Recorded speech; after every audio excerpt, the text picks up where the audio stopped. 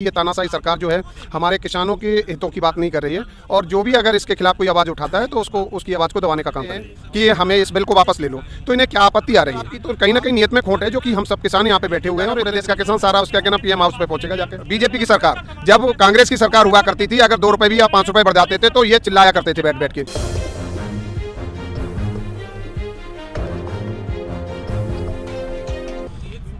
मेरा नाम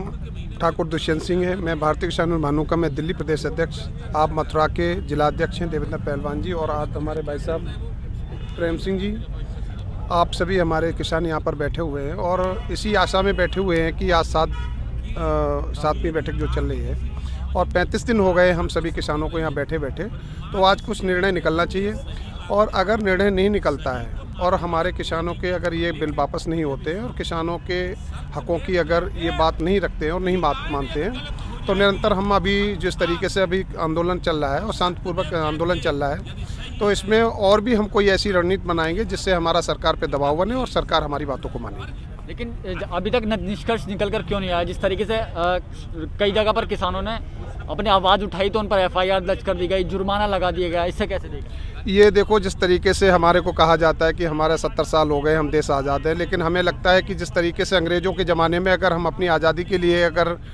बात रखते थे और बात कहते थे तो हम लोगों के साथ पे केस होते थे, हम लोगों को जेलों में डाल दिया जाता था। तो आज हमारे साथ ऐसा ही हो रहा है कि जिस तरीके से हम अपनी आवाज़ उठाने आ रहे हैं तो हम पे तरीके के एलिगेशन लगा के और उस तरीके से हमें हमारे ऊपर केस लगाए जा रहे हैं, हमारे बच्चों के ऊपर, हमारे बुजुर्गों के ऊपर जो केस लगाए जा रहे हैं, तो इससे साफ जाहिर होता है कि ये तानाशाही सरकार जो है हमारे किसानों के हितों की बात नहीं कर रही है और जो भी अगर इसके खिलाफ कोई आवाज़ उठाता है तो उसको उसकी आवाज़ को दबाने का काम कर रही है। आपको लगता है कि आपके प्रदर्शन का सरकार पर फर्क पड़ने वाला है? बिल्कुल, देखिए, हमारा सरकार पर पूरा प्रदर्शन पड़ रहा है और सरकार को ये मालूम है कि सांप छछूंदर जैसा हिसाब हो गया है, ना उगल सकते हैं ना निकल सकते हैं। अगर ये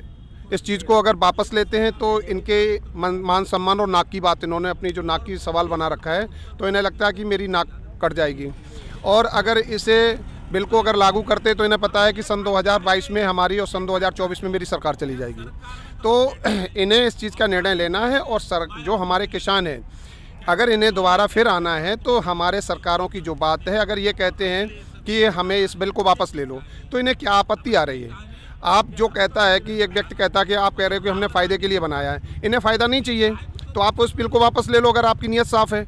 अगर आपकी तो कहीं ना कहीं नीयत में खोट है जो कि हम सब किसान यहाँ पे बैठे हुए हैं और इतने दिनों से 35 दिन से कोई शौक में नहीं बैठे हुए हैं। और ये जो बिल है इसका केवल किसानों पे नहीं, लेकिन जितने भी हमारे देश के उपभोक्ता हैं, जिनके घर में राशन के बिना काम नहीं चलता है, रसोई में काम नहीं चलता है, हमारी हर रसोई के अंदर इसकी महंगाई की मार झेलनी पड़ेगी। और इसका अभी नहीं, लेकिन इसका आगे आने वाला परिणाम बहुत ही ज़्यादा घातक होगा। जो हमारी माताएं बहनें, जैसे है ना, प्याज महंगा हो गया था, पता चलता था प्याज काटने से आंसू नहीं निकलते, लेकिन प्याज की महंगाई से आंसू निकल रहे हैं। कल जो माताएं बहनें अपनी रसोई को चलाने के लिए, आज उनका 10,000 में अगर रसोई का महीने का खर्चा चल रहा है, कल वही उन्हें 50,000 रुपये जो उनके घरों की जो कमाई आ रही, वेतन आ रहा, पूरा रसोई में ही खर्च हो जाएगा। आगे बच्चों का भविष्य कैसे बना पाएंगे, आगे अच्छे अपने बच्चों की पढ़ाई कैसे कर पाएंगे? लेकिन किसानों की जिस तरीके से संख्या कभी कभार बढ़ रही है, कभी कभार घटती जा रही है, इसको लेकर सरकार कह रही है कि इनमें फूट पड़ रही है, लोग अलग होते जा रहे हैं, धीरे धीरे ये खुद ही उड़ जाएंगे। ये हम देखो, हम आपको बताएं एक्चुअली में है क्या कि ऐसा नहीं है कि निरंतर तरीके से हम सब यहाँ पे बैठे हुए हैं, जो भी यहाँ बैठा हुआ है, हर एक व्यक्ति नेतृत्व करता बैठा हुआ है। अगर मान लो मैं दिल्ली प्रदेश अध्यक्ष हूँ भारतीय किसान भानु का, तो हमारे पीछे हमारे जितने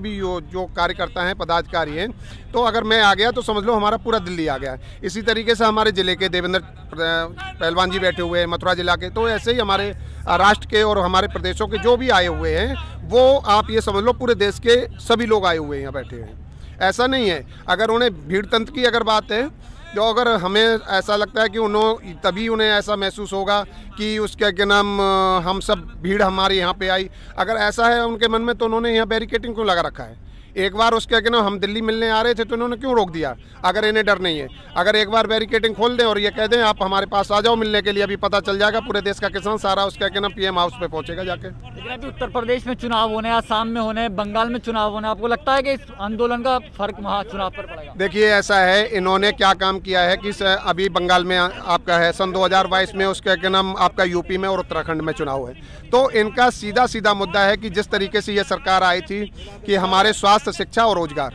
इन मुद्दों पे जो सरकार आई थी, डीजल पेट्रोल के दाम कितने महंगे हो गए हैं, यही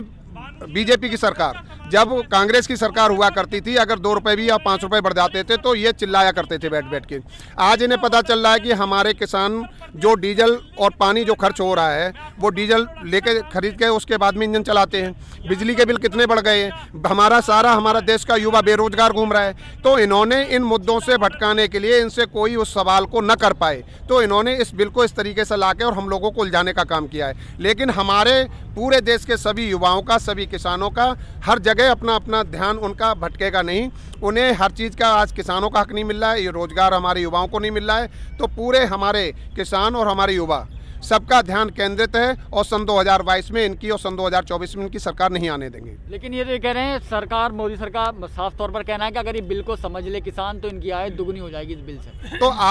हमें यहाँ समझने के लिए आए हैं, यही बात हो रही है। हमारे ठाकुर बाण प्रताप सिंह जी भी इतने दिनों से कह रहे हैं और हमारे सारे संगठन के सभी हमारे लोग कह रहे हैं कि एक बार 1 to 1 हो जाए और ओपन आप बैठिए और ओपन बैठ के मीटिंग करिए और मीटिंग करके उसके बाद में आप हमें समझाइए, आप हमें बताएंगे कि इसका फ़ायदा क्या और हम उसका नुकसान क्या है वो हम आपको बताएंगे। अब एक बात बताइए, आप एमएसपी है, हम कह रहे हैं आप मिनिमम सपोर्ट प्राइस है, आप उसे फिक्स कर दीजिए। उसके बाद में ये कर दी कानून आप बनाइए कि इससे कोई भी सस्ता माल को नहीं खरीदेगा। अगर कोई माल खरीदता है तो उसके लिए कानून हो और उसके लिए वो सज़ा का प्रावधान होना चाहिए। फिर एमएसपी के साथ साथ में आपको एमआरपी जो मिनिमम रिटेल प्राइस है आप वो फिक्स कर दीजिए। अब जब आप मिनिमम सपोर्ट रिटेल प्राइस आप जब फिक्स कर देंगे तो कोई भी व्यक्ति भंडार नहीं भर सकता, कोई ब्लैकमेल नहीं कर सकता है। जो हमारा कल महंगाई की मार हर किसी उपभोक्ता को झेलनी पड़ेगी, वो किसी के ऊपर ये महंगाई का भार नहीं आएगा। अगर मान लो सपोज करिए आलू आपने 10 रुपये किलो खरीदा और आप मिनिमम सपोर्ट प्राइस है कि 10 रुपये से ज़्यादा आलू 10 रुपये से नीचे कोई नहीं खरीदेगा, तो कोई भी व्यापारी जो भी आएगा वो 10 रुपये से हमारा किसान का आलू नहीं खरीदेगा। और वो जब 10 रुपये खरीदने के बाद में फिर आप उस पर कर दें minimum support price retail price, तो उस पर आपने जो भी 30%, 25% या 40% जो भी मार्जिन रखने के बाद में आपने जैसे आलू 14 रुपये कर दिया, जब वो 14 रुपये आप अगर रेट कर दोगे फिक्स कि इससे ज़्यादा ऊपर नहीं बेच सकते हो, तो कोई भी उद्योगपति अपने पास में स्टॉक नहीं रखेगा। क्यों? उसे मालूम है कि ये कल भी 14 रुपये बेचना हो, परसों भी बेचना है और 3 साल रोक के भी हम बेचेंगे तो 14 रुपये बेचेंगे। तो जब वो 14 रुपये उसे मालूम है कि हमें 14 ही रुपये मिलेंगे, तो इस वजह से फिर वो कालाबाजारी नहीं होगी। हमारे चैनल के माध्यम से मोदी सरकार को कोई संदेश? मेरा ये संदेश है और हमारे सभी किसानों की तरफ से, पूरे देश के सभी किसानों की तरफ से है कि आप इन बिलों को वापस लें। अगर इन बिलों को वापस नहीं लेते तो हमारे जैसे हमारे ठाकुर बाण प्रताप सिंह जी हैं, नेतृत्व कर रहे हैं पूरे भारतीय किसान निर्माणों की तरफ से, इसी तरीके से सभी संगठनों के सभी लोगों को बुला के और उनके साथ का हर एक संगठन का 5-5, 11-11 आदमी का डेलीगेशन बुलाइए और बुला के और उनके साथ आप मीटिंग रखिए और वहाँ पे हमारी मीडिया भी होनी चाहिए और आप उनके फ़ायदे बताएं, फिर हम अपने नुकसान बताएंगे और उसमें जो आपस में सलाह और तालमेल बैठे उसके बाद में फिर आप पारित करिए। ये वीडियो अगर आपको पसंद आया हो तो इसे लाइक करें, कमेंट करें, शेयर करें और हाँ, हमारे चैनल को सब्सक्राइब करना ना भूलें ताकि देश विदेश से जुड़ी खबरें आप मिस ना करें, क्योंकि कोरोना काल में 2 गज दूरी, मास्क है जरूरी। नमस्कार।